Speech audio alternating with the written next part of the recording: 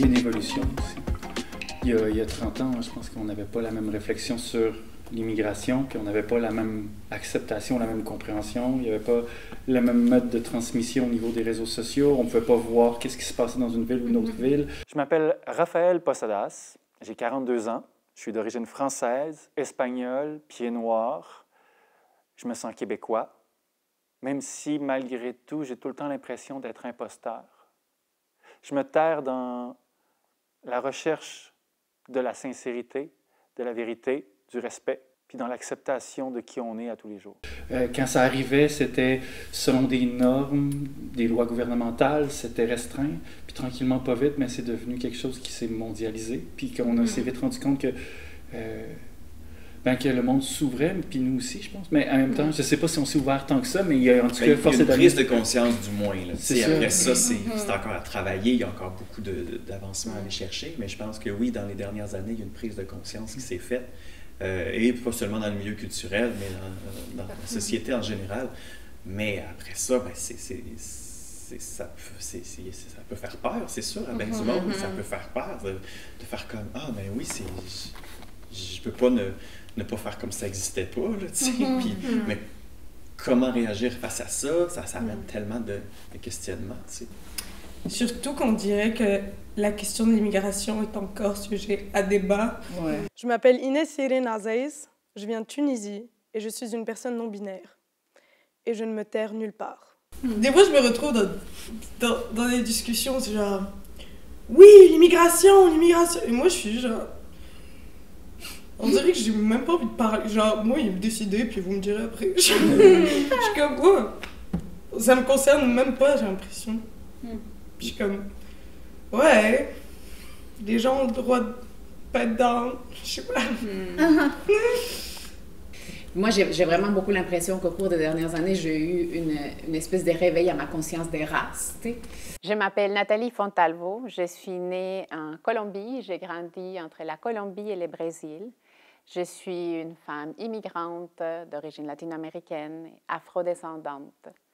Puis c'est dans mon féminisme décolonial que je me terre. C'est une grosse affaire, mais qui je suis, c'est pas juste une question personnelle, c'est aussi une question sociétale.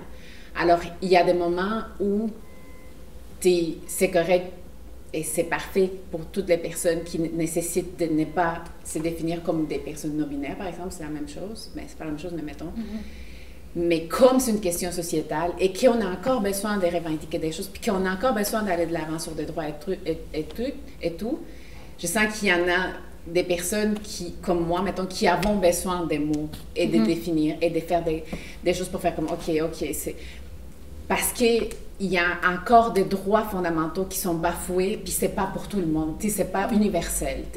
Fait que pour pouvoir mieux comprendre, mieux nommer la société, ben il faut mettre des mots. Fait que c'est comme si à la fois ces mots-là sont la prison et la clé de la prison. Ouais. En tant qu'immigrant, tu sais, il y a des fois du résiduel de l'attachement. Tu dis, est-ce que je me représente aussi en tant qu'un individu qui vient de là? Tu sais, moi, ma mixitude est quand même assez forte. C'est ma mère qui a vraiment immigré à plusieurs reprises. Elle est partie d'Algérie pour aller en France, mais c'est une réfugiée de guerre, des pieds noirs. Mon père biologique, c'est un pied noir aussi. Fait que, tu sais, j'avais vraiment cette culture-là. Mais je me représente pas comme un Algérien, même si toutes mes ascendances sont de là. Ensuite, ma mère était en France, mais elle n'était pas bien dans la France de cette époque-là. Donc, elle est venue au Québec, puis elle est tombée en amour.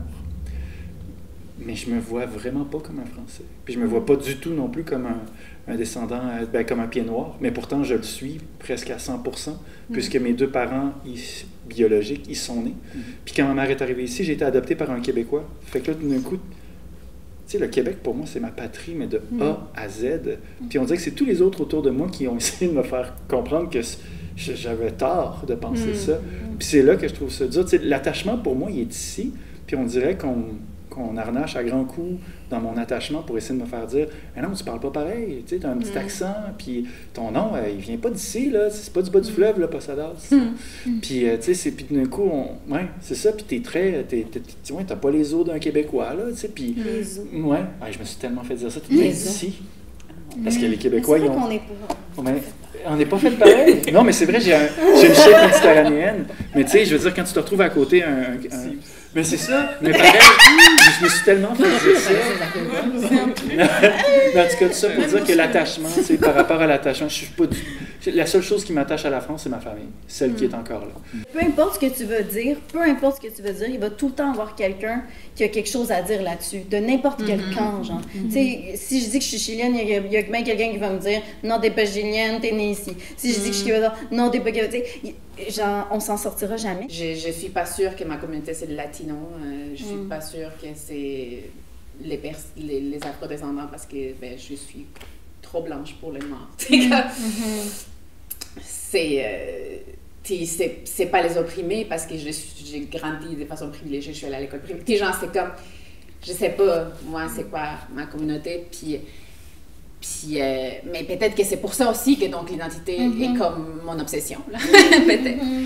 Mais moi, les trucs, l'anecdote que je partage, que je m'aimerais partager, c'est que moi, je n'ai pas été discriminée en tant que personne noire pour la première fois au Québec. Là. Ça a commencé quand j'avais 5 ans en Colombie. Là. C'est parce que les personnes afro-latinas ou afro-américaines, ben, la discrimination, on a envie depuis qu'on est arrivé en Amérique. Là. C'est parce que pourquoi on est en Amérique, c'est déjà pas correct. Fait c'est... Même si j'étais en Colombie, ben, il faudrait aussi que je parle de mon identité des personnes noires, puis ça serait pas évident.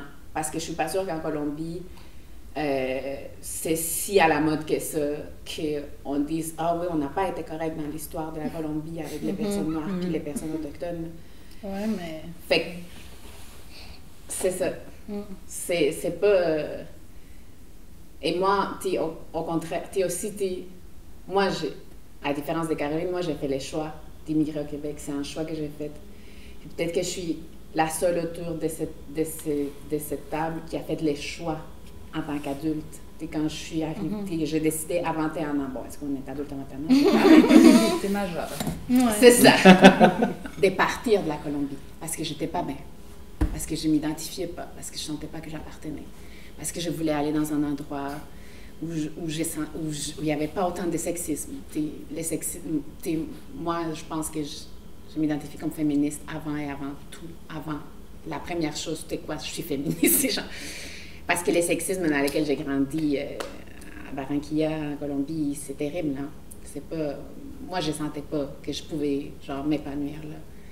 Puis une des choses que je trouvais les plus touchantes, genre, parce que j'ai étudié en relations internationales avant de venir au Québec, fait que je suis un peu bizarre, là, mais j'ai lu la charte québécoise des droits et de la personne, puis c'est écrit « Les hommes et les femmes sont égaux ». J'avais la chair de... Je l'ai, puis j'ai encore la chair de poule. J'étais comme, ça, c'est ma gang. Genre, moi, je veux aller à cette place-là où c'est écrit dans la charte, dans la constitution du peuple, que les hommes et les femmes sont égaux.